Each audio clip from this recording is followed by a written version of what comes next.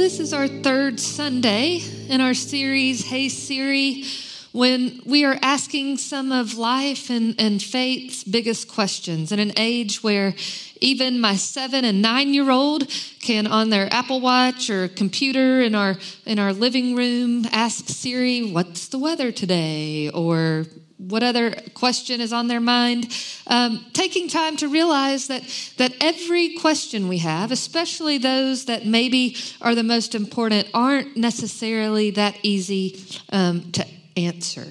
I have had my own experience with faith and questioning and doubts, like I'm sure you have too, and we all range the gamut from we don't want to have doubts and we're told that it's wrong and it disappoints God, to that it might be okay, to we're confused about what that means. So I want to try something today, and like I said, we're going to pray to Jesus and technology that it works, but in your bulletin, you will see that there's a QR code under where it says sermon notes. And I'm just curious. I want to know, what are your biggest doubts and questions? And we can see it in real time if you want to put that in. And just kind of puts a word map up there. Communication, heaven, facts. There's purpose, commitment, reliance, truth, hell, belief. Am I doing it right? Why don't you speak to me? Anybody else want to throw stuff up there? We're going to save that, and there's some more. We're just going to leave that up for a little bit, and if you want to add to that, it can just serve as a background for a little bit. Many of you have heard me say before, I grew up in a church in North Alabama that was pretty legalistic. And that was both good and bad. It instilled in me a wonderful love for the Bible and church. But along that route, like I said in the children's moment, I was always someone, and still am someone, with lots and lots of questions, almost just like an insatiable curiosity about the world, about the Bible, about God. And I vividly remember I was about a freshman or sophomore in high school, asking my youth pastor about the Bible. I'd been reading it and doing my quiet time and all of the things that the church said I was supposed to do. And I had read through some of the Gospels, and I asked him one day before our Wednesday night activities, okay, so I read in this Gospel that the woman anoints Jesus' feet, and then I read in this Gospel that the woman anoints Jesus' head. Are those two different instances? Is the Bible wrong? I mean, anytime you read the scripture and there's different things, how does this work? Is this a timeline difference? Is this a perspective difference? Is the Bible just not true? And I was met with, just read the Bible and have faith in God. Don't question the Bible. Don't question God. And have faith. Well, you can imagine for an inquisitive teenager, I was like, not helpful. And so as we talk about doubts and questions that come to our faith, I want to encourage us to be honest about that.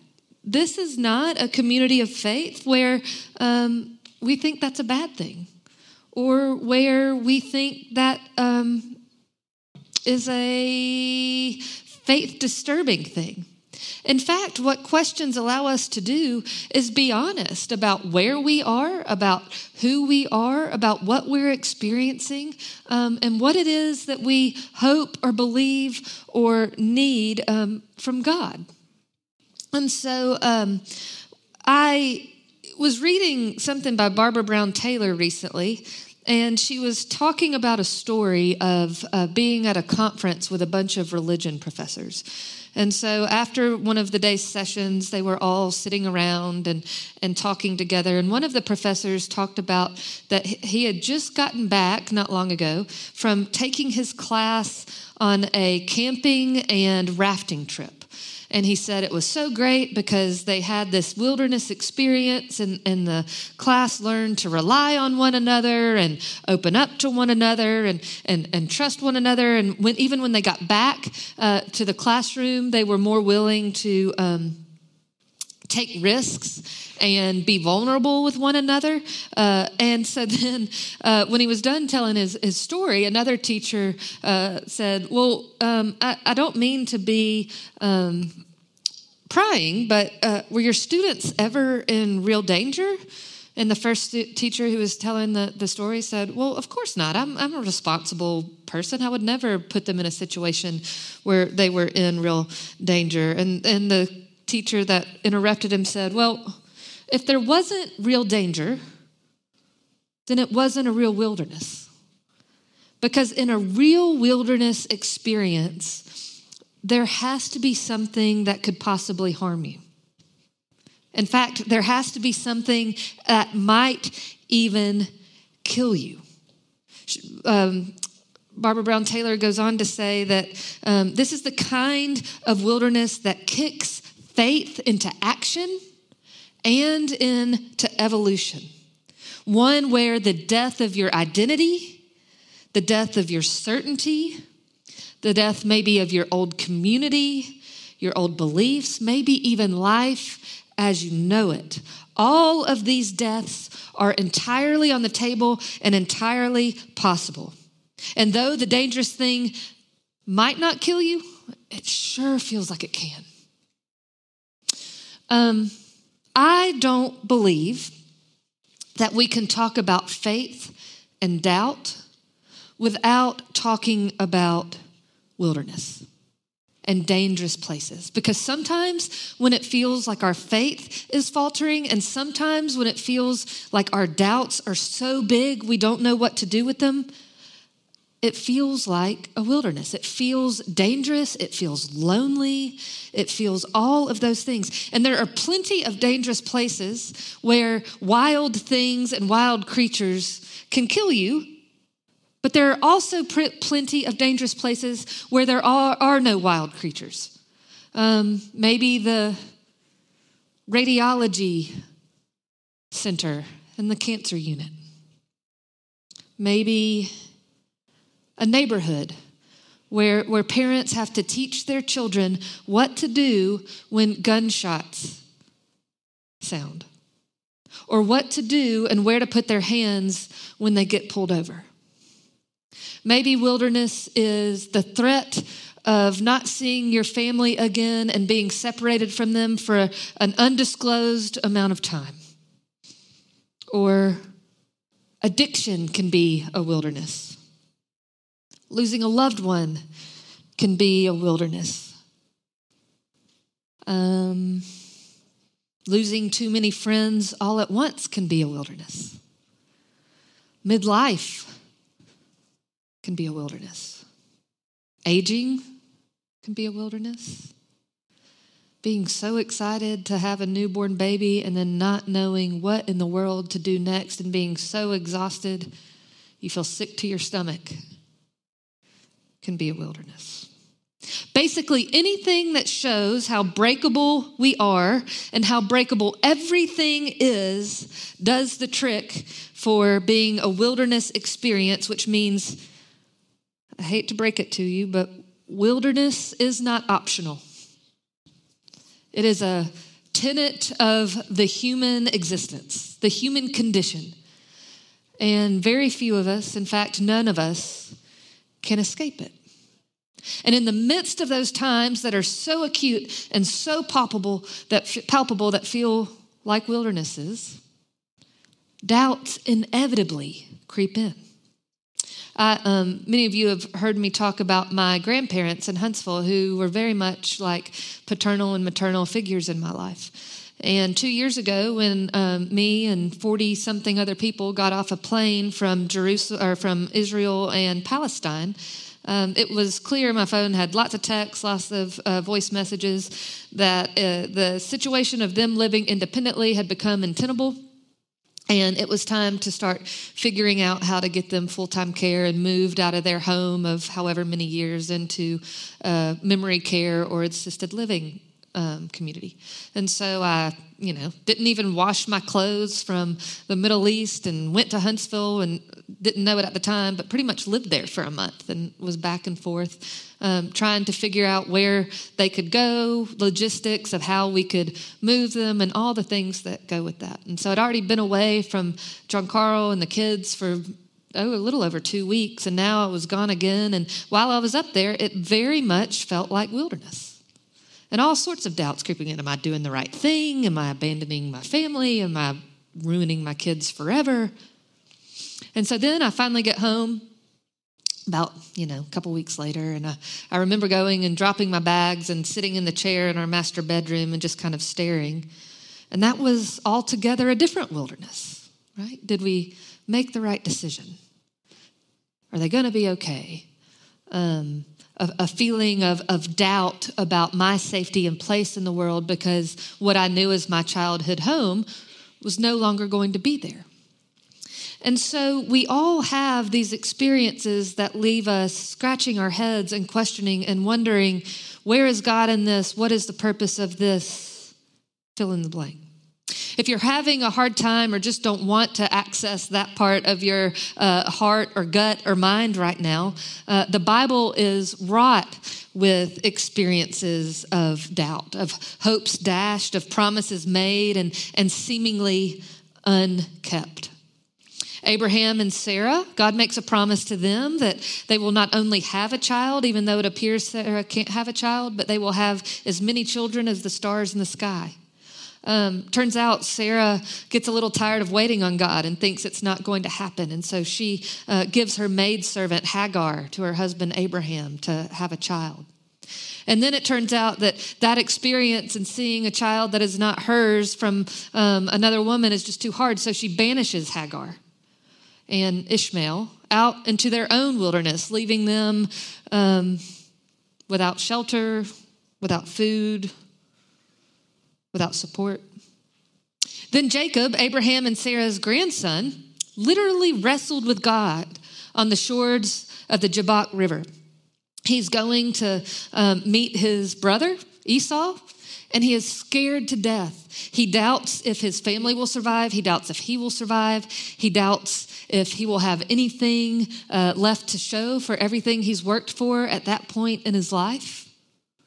And so he and God wrestle all night long to the point that his hip was out of socket and he walked with a limp for the rest of his life.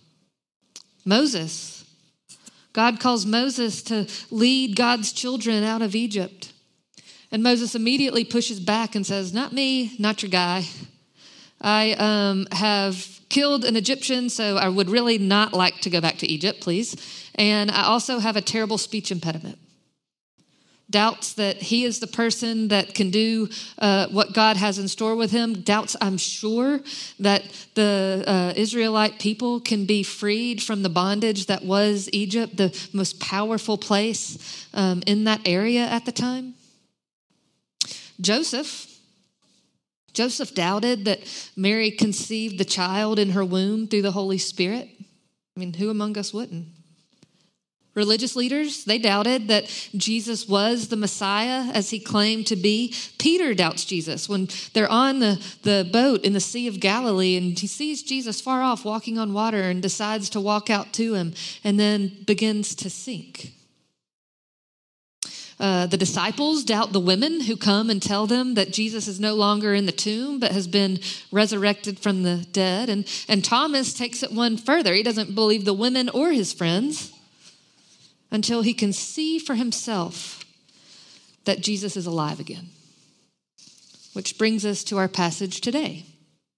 It's in Mark's gospel, and Jesus has been teaching and preaching and even empowering his disciples to heal and teach and do the things that he has been doing. And so when Jesus, Peter, James, and John approached the other disciples, they saw a large crowd surrounding them and legal experts arguing with them. Suddenly, the whole crowd caught sight of Jesus and they ran to greet him, overcome with excitement. Jesus asked, "What are you arguing about?" Someone from the crowd responded, "Teacher, I brought my son to you since he has a spirit that doesn't allow him to speak. Wherever it overpowers him, it throws him into a fit. He foams at the mouth. He grinds his teeth and stiffens up. So I spoke to your disciples to see if they could throw it out, but they couldn't. Jesus answered them, you faithless generation, how long will I be with you? How long will I put up with you? Bring him to me. They brought him, and when the spirit saw Jesus, it immediately threw the boy into a fit. He fell on the ground and rolled around, foaming at the mouth. Jesus asked his father, how long has this been going on? And his father said, since he was a child. It has often thrown him into a fire or into water, trying to kill him. If you can do anything, help us. Show us some compassion. Jesus said to him, if you can do anything, all things are possible for the one who has faith. All at that, the boy's father cried out, I have faith. Help my lack of faith. How many of us have prayed this prayer at some point in our life or another? Feel so divided within who we are. I have faith and also I have doubt. I don't know why this is or how this happened, or is this a trial? Is God punishing me for something? Is God too busy with everything going on in the world, like wars and rumors of wars and the world literally being on fire, that God has just kind of glossed over what's going on in my little old life? Or is it a refiner's fire? Is there something I'm supposed to learn or get out of this? Or is it the complete void that we have feared might exist all along?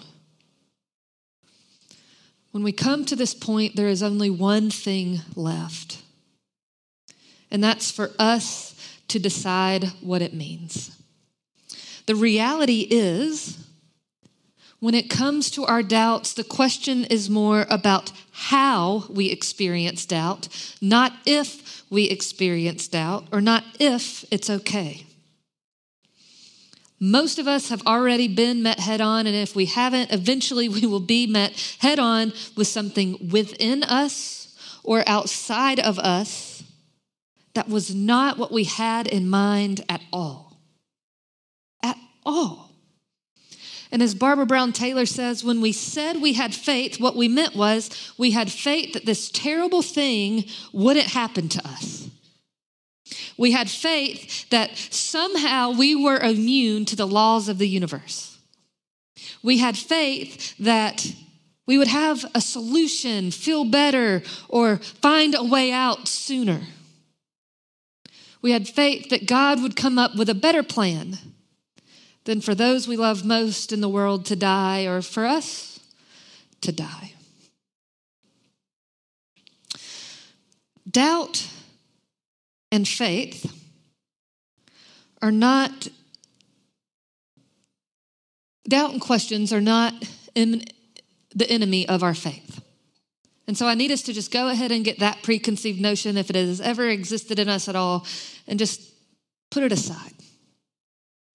Doubt and questioning invite us into a deeper and more authentic faith. And yes, it might come through a wilderness experience. And yes, it can be scary. And yes, it can be unnerving. Adam Hamilton suggests this, and I really like it, that when it comes to these moments in our lives where it is clear that doubt is palpable, doubt about what we're doing or what God is doing or what God isn't doing or whatever, we really have three options. We can reject what we have known and turn away from God completely. How many of us know people who things have happened in their life and they can't explain it, and they're like, well, if this happens, I want nothing to do with God or anybody who talks to me about God? How many of us have wanted to do that? We can retreat to an intractable faith filled with certainties and immune from questions. This is kind of what my youth pastor was encouraging me to do. Just don't worry about it. It'll work itself out. Or we can face doubt head on and examine the presuppositions and assumptions that we have had up to that point and use it as an invitation to know God more deeply and more fully and more authentically, and use it as an invitation to connect and know one another more deeply and fully and authentically as well. Doubt and questioning strengthen our humility muscle. Humility is a hard thing to come by. You see, sometimes our assumptions and presuppositions and understandings and expectations are misplaced. We begin to think of ourselves as God, that we're privy to all of the knowledge and all of the mysteries and all of the way that things work. And how dare us not be able to be on the same level as God, to be able to understand and control and prevent and whatever. But when we enter into this journey of doubt and questions, then we see and we are put in our rightful place as those who are created by God in God's image, but not God in God's self, when we're tempted to do that. A year after I moved my grandmother and grandfather into memory care, my grandmother's health deteriorated significantly. And it became evident that we were going to have to move her again. She needed more care than memory care could allow. She was no longer eating. She was not very mobile. And she didn't sleep at all. She would sleep some during the day, but she had sundowners, and at night she was just terribly restless and really afraid. Now, many of you know that we have Encore here, which is wonderful for dementia and Alzheimer's patients, and Valerie Boyd is just a wealth of support and knowledge when it comes to those things. So she pointed me in lots of resources that the questioner in me could get some answers about what happens to the brain when someone has Alzheimer's, how it shrinks, how it doesn't function like it used to, and all the science that happens there. I know the scientific facts about what happens to someone when they are on the brink of death because of a terrible disease like Alzheimer's or dementia. And yet that doesn't explain, on the nights that I spent with my grandmother, when she would wake up, I counted one time, 22 times. Listen, new mothers and people taking care of older people, never count how many times you wake up. It does not go well. 22 times waking up and having the same conversation over and over again about her being scared and not wanting to close her eyes. And for 22 times, even though she didn't know my name and science tells me shouldn't really understand what our relationship was, there was something in my soul and in my spirit that knew something in her soul and in her spirit. And I can't explain it. And I can't understand it. And science doesn't have anything to help me do that with. But what I do know is this, that it turns out there are some things that we will never know. Like we talked about last week, why bad things happen to good people, or why certain people are predisposed to addiction, or people are born with congenital diseases. There are some things and events that are too terrible to give reason to be defined, to make sense of. But all along, God's name, when God became incarnate, was Emmanuel, or God with us. And the one thing that we can know and never doubt, without a shadow of a doubt, is that God will be with us. And sometimes that has to be enough.